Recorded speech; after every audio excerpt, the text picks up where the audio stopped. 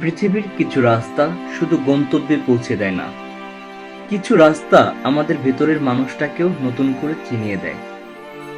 আজ আমরা চলেছি বাংলাদেশের উত্তর পূর্ব সীমান্তের নেত্রকোনার কলমাকান্দায়, এমন এক জনপদে যেখানে সমতল বাংলার শেষ নিঃশ্বাস মিশে যায় ওই গাঢ় পাহাড়ের ঢেউয়ে।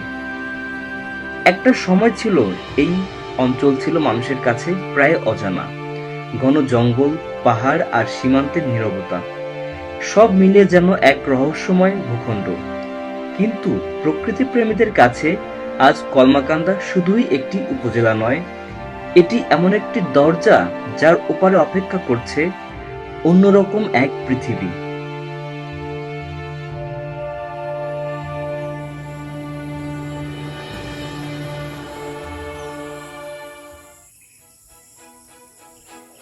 নেত্রকোনা জেলার উত্তর সীমান্ত জুড়ে যেই পাহাড়গুলো মাথা উঁচু করে দাঁড়িয়ে আছে, সেগুলো আসলে ভারতের মেঘালয়। কোটি কোটি বছর আগে যখন এই সমগ্র অঞ্চল ছিল সমুদ্রের তলদেশে, তখন ভূত্বকের বিশাল পরিবর্তনে ধীরে ধীরে জন্ম নেয় এই পাহাড়ি মালভূমি। সেই ইতিহাস আজও লুকিয়ে আছে পাহাড়ের প্রতিটি স্তরে, প্রতিটি পাথরে, প্রতিটি নদীর বুকে। যত সামনে এগোই, বাতাসের গন্ধ বদলে যেতে থাকে। শহরের ধোঁয়া আর কোলাহলের জায়গায় আসে ভেজা মাটির ঘ্রাণ। কোথাও ঝিঝি পোকার ডাক, কোথাও অচেনা পাখির গান। মনে হয় প্রকৃতি যেন খুব ধীরে, খুব নরম স্বরে কথা বলছে। কলমাকান্দার সৌন্দর্য তার পাহাড়ে নয়, এর সৌন্দর্য লুকিয়ে আছে নীরবতায়। এখানে সময় যেন একটু ধীরে চলে, মানুষের ব্যস্ততা কমে যায়, কিন্তু জীবনের গভীরতা বেড়ে যায়। এই সীমান্ত বহু ইতিহাসের সাক্ষী। একদিকে বাংলাদেশ, অন্যদিকে মেঘালয়, মাঝখানে কাঁটাতারের রেখা। কিন্তু পাহাড় কখনো সীমান্ত মানে না, মেঘ কখনো পাসপোর্ট নিয়ে আসে না, বাতাসও জানে না কোন দেশ কোথায় যাচ্ছে। প্রকৃতি মানুষের তৈরি সীমানাকেও কখনো নিজের বলে মানেনি। হয়তো সেই কারণেই এখনো দাঁড়ালে মনে হয় মানচিত্রে দেশ আলাদা থাকতে পারে, কিন্তু আকাশ সবসময় একটাই। পৃথিবীর কিছু গ্রাম মানচিত্রে খুব ছোট, কিন্তু ইতিহাসের পাতায় তাদের অস্তিত্ব অনেক বড়। আজ আমরা এমনই একটি গ্রামের পথে, যেখানে আধুনিকতার শব্দ এখনো খুব জোরে পৌঁছায়নি, যেখানে পাহাড়ের ছায়া, সীমান্তের নীরবতা, প্রজন্মের পর প্রজন্ম ধরে বেঁচে আছে এক অনন্য সংস্কৃতি, গারো জনগোষ্ঠী। রাস্তা যত এগোয় তত বদলে যায় দৃশ্য। রাস্তা আরো সরু হয়ে যায়, চারপাশের বন আরো ঘন হয়ে যায়, দূরে মেঘালয়ের পাহাড় যেন আরো কাছে চলে আসে। এখানে দাঁড়ালে মনে হয় প্রকৃতি যেন মানুষকে এখনো নিজের সন্তান হিসেবেই আগলে রেখেছেন। ভোরের এই বিশুদ্ধ পরিবেশে মন চায় কিছুক্ষণ বসে থাকি এখানে। সবকিছু শান্ত, নদী শান্ত, পরিবেশ শান্ত, পাহাড় শান্ত, এক নিঃসর্গ পরিবেশ। চুপচাপ কিছুক্ষণ বসেই থাকি।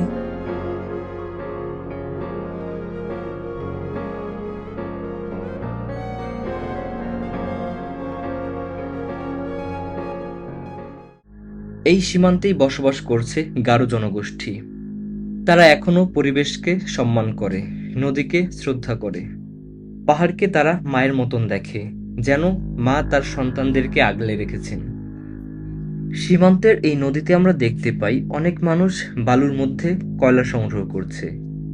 এটাই তাদের জীবিকা। প্রতি 40 কেজি তারা 300 টাকা মূল্যে বিক্রি করে, যেটি তাদের সারাদিনের কষ্টের ফসল।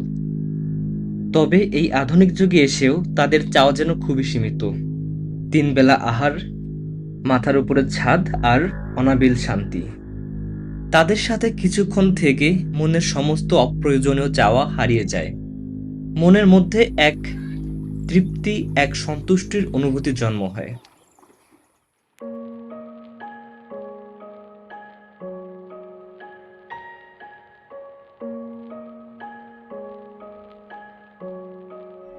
আমি এই মুহূর্তে এখন বাংলাদেশের সুইজারল্যান্ড বললে ভুল হবে না। আমি এত সুন্দর একটা জায়গায় আছি। আর এই জায়গাটা কোথায় আমি সবার কাছে বলে আসলে জায়গাটার এই যে প্রাইভেসিটুকু আমি এটা আসলে নষ্ট করতে চাচ্ছি না, বাট শুধু দেখেন আপনারা, এটা হচ্ছে এখানকার ভিউ।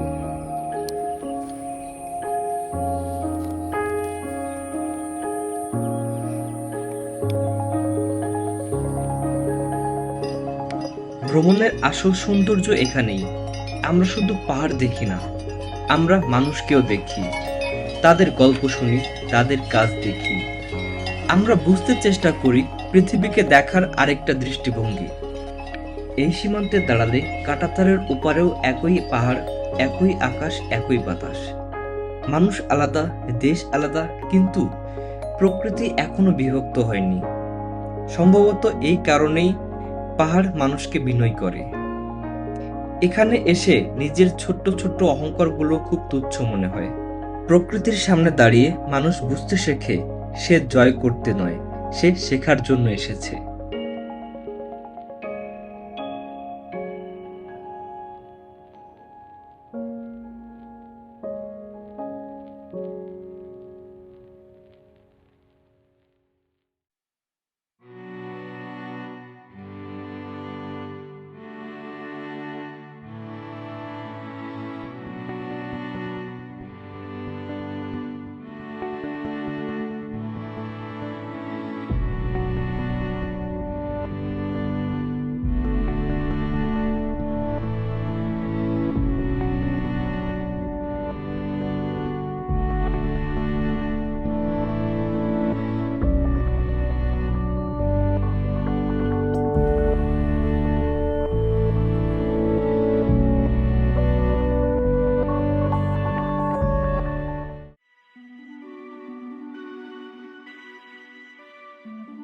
এই পাহাড়গুলোকে দেখলে মনে হয় তারা কখনো তাড়াহুড়ো করেনি।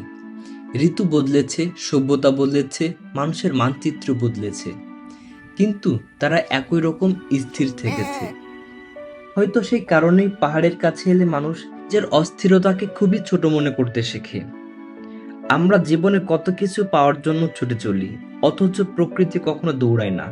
সে ধীরে ধীরে ফুল ফোটায়, নদীর পথ তৈরি করে, পাহাড় গড়ে তোলে। প্রকৃতি যেন প্রতিদিন আমাদের শেখায় সুন্দর জিনিসের জন্ম হয় ধৈর্যের ভিতর দিয়েই। আজ এই পাহাড়ের সামনে দাঁড়িয়ে বুঝতে পেরেছি জীবনের সবচেয়ে মূল্যবান মুহূর্তগুলো হয়তো খুবই সাধারণ। কোনো বিলাসিতা নেই, কোনো কোলাহল নেই, শুধু এক টুকরো আকাশ, সবুজে মোড়া পাহাড় আর বুক ভরা নিঃশ্বাস। হয়তো বহু বছর পর এই দিনের অনেক দৃশ্য ভুলে যাব, কিন্তু এই বাতাসের গন্ধ, এই নীরব শীতল স্পর্শ আর পাহাড়ের দিকে নির্বাক হয়ে তাকিয়ে থাকার অনুভূতিটুকু, সেটাই আমার সঙ্গে রয়ে যাবে। কারণ কিছু জায়গা শুধু চোখে দেখা যায় না, সেগুলো ধীরে ধীরে হৃদয়ের ভেতর একটি স্থায়ী ঠিকানা বানিয়ে নেয়।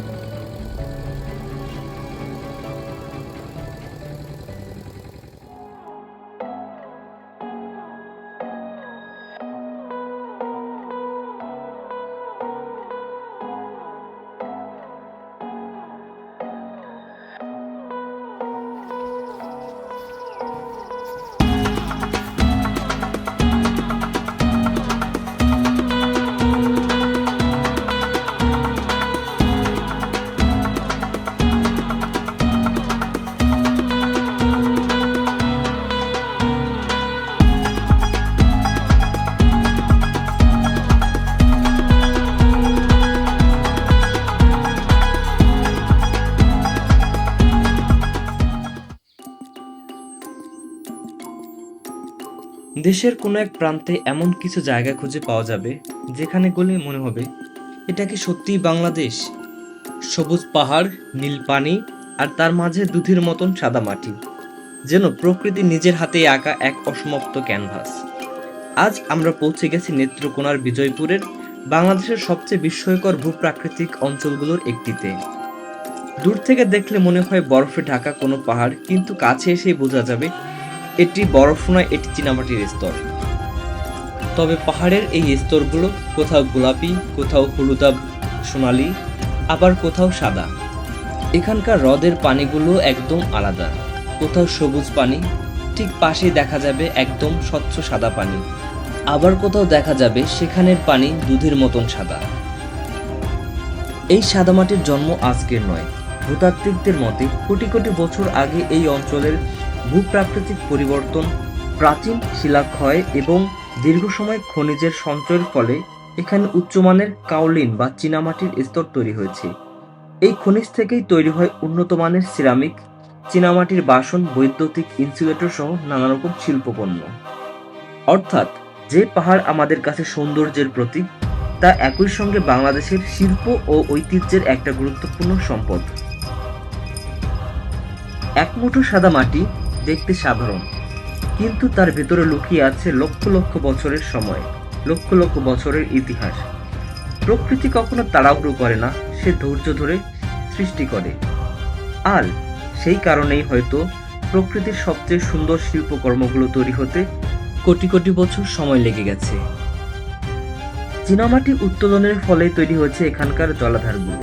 সূর্যের আলো, পানির গভীরতা এবং সাদামাটির প্রতিফলনে জল কখনো নীল, কখনো সবুজ, কখনো ফিরোজা রং ধারণ করে। এই রং কোনো জাদু নয়, এটি সম্পূর্ণ বিজ্ঞান। কিন্তু দর্শকের চোখে তা বিজ্ঞান নয়, তা হলো বিস্ময়। আমি এই সৌন্দর্যগুলো রেকর্ড করে রাখছি, কিন্তু আমার অনুভূতিগুলোকে রেকর্ড করে রাখা সম্ভব হবে না। এগুলো স্মৃতি হিসেবে জমে থাকবে মনের মাঝে। এই পাহাড়ের প্রতিটি স্তর যেন পৃথিবীর ইতিহাসের এক একটি পৃষ্ঠা, যেই ইতিহাস আমরা পড়ি না, শুধু হেঁটে চলে যাই। কিন্তু যদি এক মুহূর্ত থেমে শোনা যায়, তবে মনে হবে মাটিও কথা বলে, পাহাড়ও গল্প বলে, সময়ও নিজের স্মৃতিকে রেখে যায়। সূর্য পশ্চিম দিকে হেলে পড়ছে, আর চীনামাটির সাদা সাদা পাহাড়গুলো সোনালী রঙে আরো রঙিন হয়ে উঠছে। প্রকৃতি যেন কোনো কোলাহল শুনতে চাইছে না, প্রকৃতি চাইছে একটু নীরবতা। আমরা কিছুক্ষণ দাঁড়িয়ে যেন তাদের অনুভব করি, তাদের না বলা কথাগুলো শুনে যাই, তাদের না বলা গল্পগুলো আমরা আমাদের স্মৃতির পাতায় লিখে যাই। আর পাহাড়ের এই না বলা কথাগুলো একজন ভ্রমণ পিপাসু মানুষই অনুভব করতে পারবে, একজন ভ্রমণ পিপাসু মানুষই শুনতে পারবে।